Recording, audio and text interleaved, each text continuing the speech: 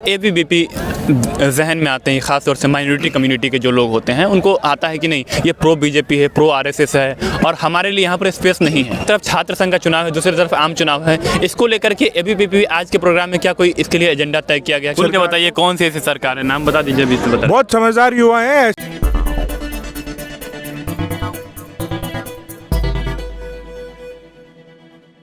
इस वक्त मैं जेएनयू के कन्वेंशन सेंटर में हूं और शाम के करीब 7 बज रहे हैं। यहां पर अभी आज एक दिवसीय अखिल भारतीय विद्यार्थी परिषद का कॉन्फ्रेंस हुआ था, जिसमें स्टेट के मतलब खासतौर से दिल्ली स्टेट के कार्यकर्ताओं को बुलाया गया था, चाहे वो इंस्टीट्यूट के हो या फिर ज़मीनी स्तर पर काम कर रहे हो। उन सब के साथ कॉन्फ्रेंस किया गया और एबीवीपी का एक खास प्रोग्राम था जिसमें आगे किस तरह से काम करना है उसका एजेंडा तय किया गया और यूनिट को फिर से डिसॉल्व करके नया यूनिट चुना गया है।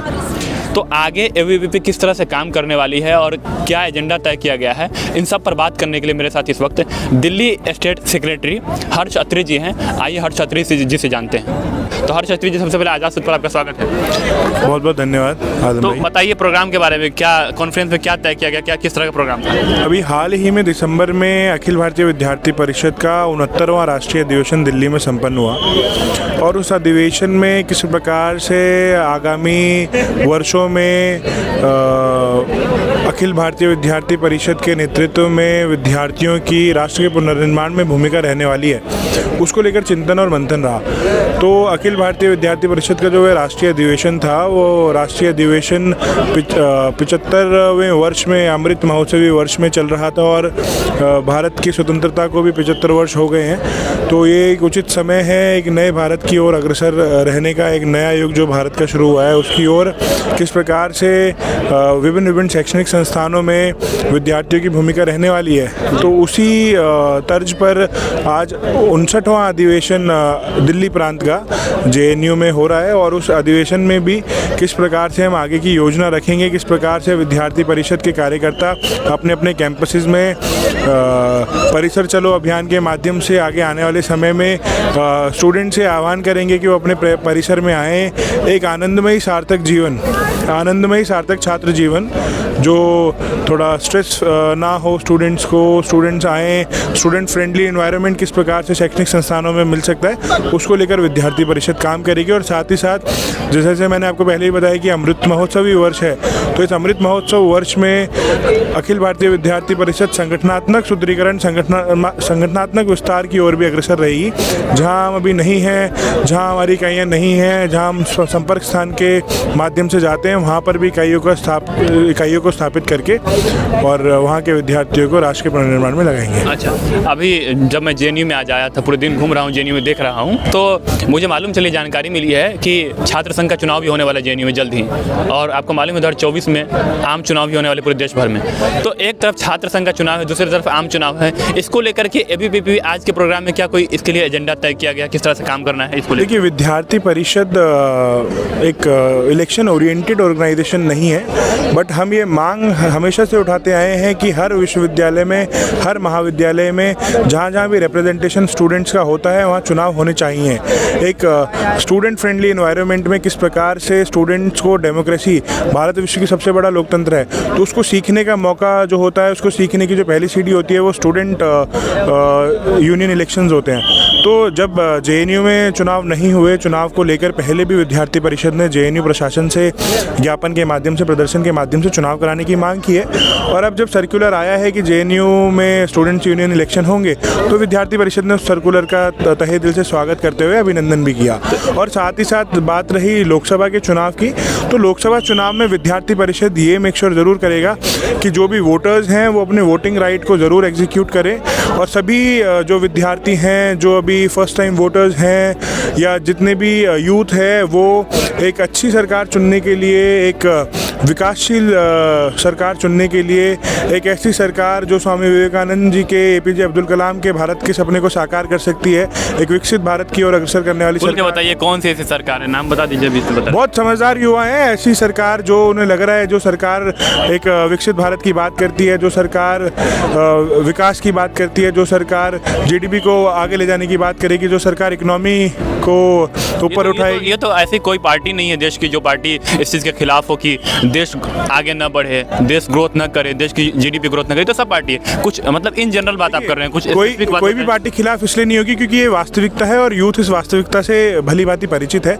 परंतु किस सरकार की योजना में, किस पार्टी की योजना में, किन लोगों की योजना में भारत विकसित बन सकता है, किन के नेतृत्व में भारत विकसित बन सकता है, उसका निर्णय लेने का अधिकार सीक्रेट बैलेट के माध्यम से विद्यार्थियों को है और वह निर्णय लेंगे। बस हमारा ये आह्वान जरूर रहेगा कि सभी विद्यार्थी, सभी यूथ, सभी वोटर्स अपना वोटिंग राइट जरूर एग्जीक्यूट करें और मतदाता जागरूक अभियान आने वाले समय में अगर आवश्यकता पड़ी तो विद्यार्थी परिषद चलाएगा।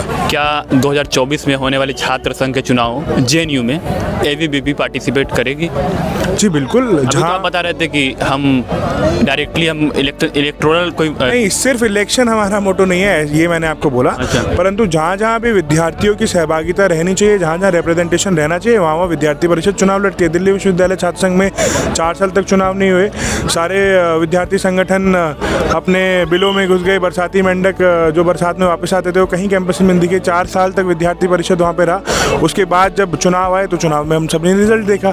जो लोग 4 साल से कैंपसेस में थे, जो विद्यार्थी परिषद के कार्यकर्ता दिन रात मेहनत करते थे, उन्हें 3 सीटों पर, 4 में से 3 सीटों पर विजय बनाकर भेजा। अच्छा, एक बात बताइए मुझे, एबीवीपी जहन में आते हैं ख़ास तौर से माइनॉरिटी कम्युनिटी के जो लोग होते हैं, उनको आता है कि नहीं ये प्रो बीजेपी है, प्रो आरएसएस है और हमारे लिए यहाँ पर स्पेस नहीं है। जबकि आज आपका यहाँ पर स्टेट कॉन्फ्रेंस था, बहुत भारी तादाद में आपके कार्यकर्ता और सभी लोग मौजूद थे। मैं भी था, मैं देख रहा था प्रोग्राम को, पूरी तरह से ऑब्जर्व कर रहा था चीज़ों को। इसको लेकर के क्या एजेंडा तय किया कि क्या सिर्फ एक विशेष समुदाय का हो जाना एबीवीपी का मकसद है या फिर सबको साथ में लेकर के चलना? देखिए, जैसा कि मोदी जी कहते हैं सबका साथ सबका विकास। देखिए, मैं बताता हूँ, निश्चित ही अखिल भारतीय विद्यार्थी परिषद राष्ट्रीय स्वयंसेवक संघ की विद्यार्थी इकाई हम कह सकते हैं, विद्यार्थी संगठन है जो राष्ट्रीय स्वयंसेवक संघ के तत्वाधान है।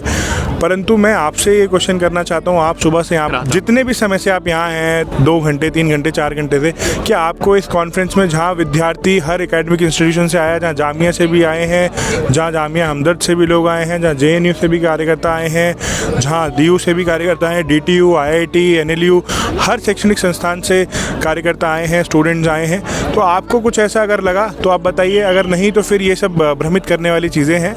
एक विद्यार्थी संगठन, विश्व का सबसे बड़ा विद्यार्थी संगठन 75 वर्षों की ये जो ध्येय यात्रा विद्यार्थी परिषद की रही है, उसमें बना है, तो निश्चित ही कोई कारण होगा जिस कारण की वजह से अखिल भारतीय विद्यार्थी परिषद से जुड़ते हैं और हम विश्व का सबसे बड़ा विद्यार्थी संगठन बने हैं। अभी जेएनयू को लेकर के खास नैरेटिव है, कहीं ना कहीं नैरेटिव नहीं, एक आखिरी सवाल है हमारा ये कि जेएनयू को लेकर के कि जेएनयू लेफ्ट का गढ़ है, वो जो गढ़ है, वो जो किला है, उसको किस तरह से भेद पा रहे हैं आप एबीवीपी के कार्यकर्ता के तौर पर? देखिए, इसको लेकर बहुत सारे स्टैट्स हैं, मैं स्टैट्स में जाऊंगा तो थोड़ा समय का अभाव है। जब एक राष्ट्र का पुनर्निर्माण करने का ध्येय को लेकर विद्यार्थी परिषद एक संगठन आगे बढ़ता है, तब बहुत सारे ऐसे षड्यंत्रकारी जो संगठन हैं, जो टुकड़े टुकड़े गैंग को सपोर्ट करते हैं, ऐसे बहुत सारे संगठन जो हैं वो एक साथ होके विरोध में आते हैं। और उसके बाद भी कुछ ऐसा मैं नहीं मानता कि ये जेएनयू जो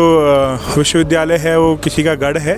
हाँ, यहाँ स्टूडेंट्स पढ़ने आते हैं, स्टूडेंट्स पढ़ के जाते हैं और निश्चित ही आगे आने वाले समय में, या आज आप देख सकते हैं इतना भव्य अधिवेशन विद्यार्थी परिषद का जेएनयू में हो रहा है, तो निश्चित ही जेएनयू एक एकेडमिक इंस्टीट्यूशन है, यहाँ हर विचार का स्टूडेंट जो है पढ़ने आता है। पर ऐसे अगर गढ़ की बात है तो उस गढ़ को भेदने का भी काम आने वाले समय में चुनावों में करेंगे। बहुत बहुत धन्यवाद हर्ष शास्त्री जी, मुझसे बात करने के लिए। इसका बहुत बहुत धन्यवाद।